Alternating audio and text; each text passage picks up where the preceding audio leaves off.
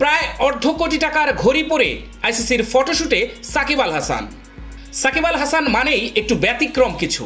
বর্তমান সময়ে তাকে নিয়ে অনেকে সমালোচনা করলেও সারা বিশ্বে তার ভক্তের সংখ্যার সামনে তা অতি নগণ্য। সাকিব আল হাসান একদিনে তৈরি হননি। গত 18 বছরে অক্লান্ত পরিশ্রম করে তিনি এই নাম অর্জন করেছেন। যারা ক্রিকেটীয় জ্ঞান রাখেন তারা বোঝেন একজন সাকিব হতে কতটা পরিশ্রম লাগে। এই মুহূর্তে সাকিব দাঁড়িয়ে আছেন ক্যারিয়ারের শেষ প্রান্তে। হতে পারে এটাই তার শেষ বিশ্বকাপ। আইসিসির আয়োজনে টি-20 বিশ্বকাপে বাংলাদেশ দলের ফটোশুটের আয়োজন করা হয়, যেখানে বাংলাদেশের ক্রিকেটারেরা বিভিন্ন পোজে ছবি তোলেন। তবে সেখানে ক্রিকেটারদের ফটোশুটের মধ্যে চোখ পড়ে সাকিবের একটি ছবির দিকে, যেখানে দেখা যায় সাকিব দারুণ একটি ঘড়ি পরে পোজ দিচ্ছেন। যেটি ভালো করে দেখতে গিয়ে দেখা যায় বিখ্যাত ব্র্যান্ড অ্যাডেমার্স পিগুয়েটের রয়্যাল ওক মডেলের একটি ঘড়ি পরেছেন সাকিব। স্মুথ শেভিং এর জন্য শুধুমাত্র কুল, নাথিং এলস। যেটির বর্তমান বাজার মূল্য আনুমানিক $40,000, অর্থাৎ বাংলা টাকায় যার মূল্য প্রায় 47 লক্ষ টাকা। তবে এর মূল্য $40,000 থেকে $50,000 মধ্যে ওঠানামা করে। রয়্যাল ওকের এই ঘড়িটিতে আছে সিগনেচার স্টেনলেস স্টিলের কেস, অষ্টভুজাকার ব্রেজেল এবং ইন্টিগ্রেটেড ব্রেসলেটের নান্দনিকতা। অসাধারণ সুন্দর এই ঘড়িটি পরে সাকিব ফটোশুটে বল হাতে পোজ দিয়েছেন। বিজ্ঞাপনে, বিলবোর্ডে কিংবা প্রচারণার কেন্দ্রবিন্দুতে সাকিব আল হাসান বাংলাদেশের সবচেয়ে পরিচিত মুখ। টি-20 পোস্টার বয়ও তিনি।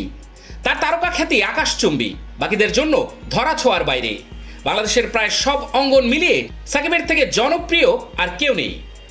2006 সালে জিম্বাবুয়ের বিপক্ষে সাকিবের একদিনের আন্তর্জাতিক ক্রিকেটে অভিষেক হয়।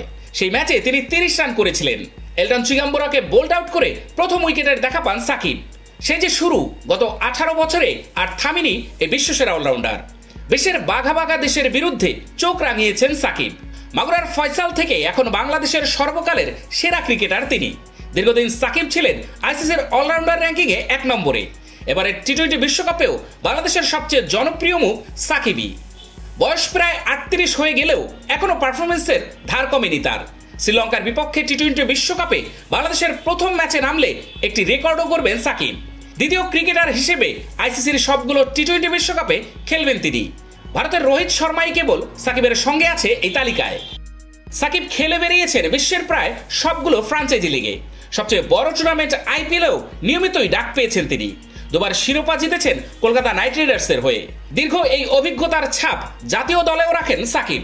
এবারে টি-20 বিশ্বকাপের মাস 6 আগে সব ফরম্যাটের অধিনায়কত্ব ছেড়ে দেন সাকিব। এরপর দায়িত্বে দেয়া হয় নাজমুল হোসেন শান্তকে। একমাত্র ক্রিকেটার হিসেবে 14,000-এর বেশি রানের সঙ্গে পূর্ণ করেন আন্তর্জাতিক ক্রিকেটে 700 উইকেটের মাইলফলক। বিশ্বকাপে বাংলাদেশ দলের সবচেয়ে বড় আশা থাকবে অনুমিতভাবে সাকিবকে ঘিরেই। নেতৃত্বে না থাকলেও তিনি থাকবেন সবকিছুর কেন্দ্রবিন্দুতে।